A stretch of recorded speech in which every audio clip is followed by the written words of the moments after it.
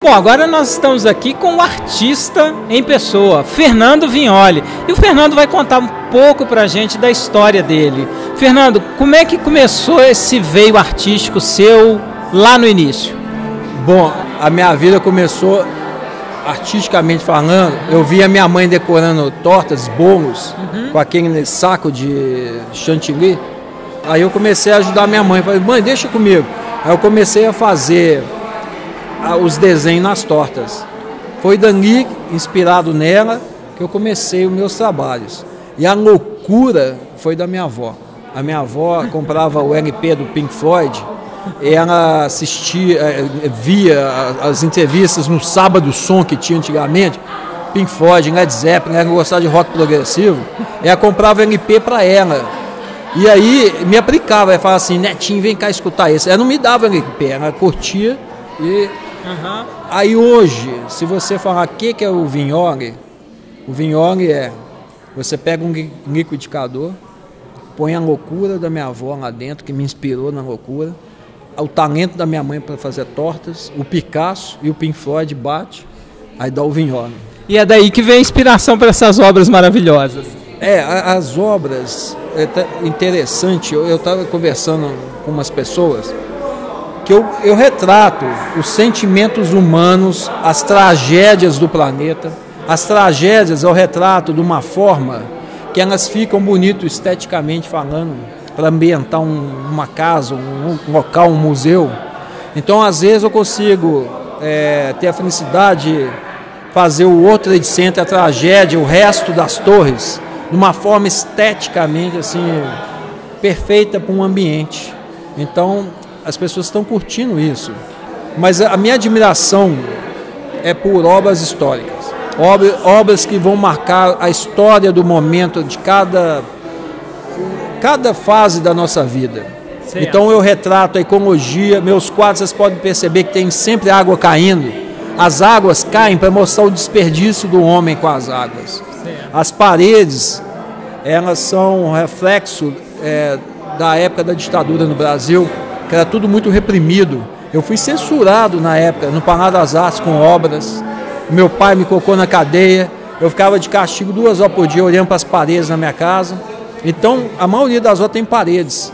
E depois eu comecei a tentar colocar coisas que estão lá no mundo, lá fora, dentro das paredes. Eu comecei a contar histórias.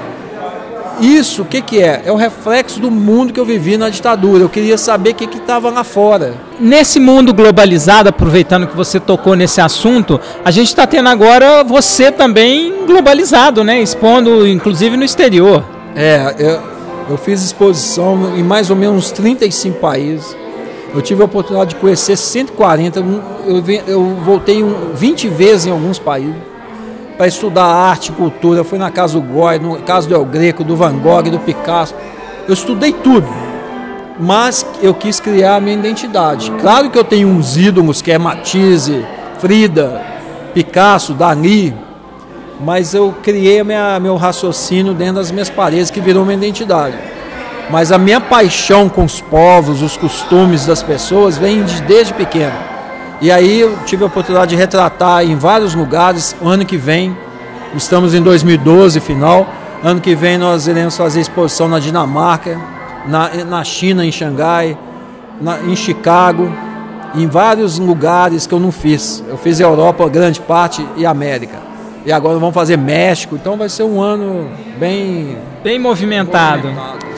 Agora, abordando um outro lado, entrevistando várias pessoas aqui, a gente viu também que você faz obras personalizadas, né? Você vai buscar a história do seu cliente e compõe em quadros personalizados. Isso é uma coisa muito interessante, né? Eu tenho paixão pelos meus clientes, eles são meus amigos.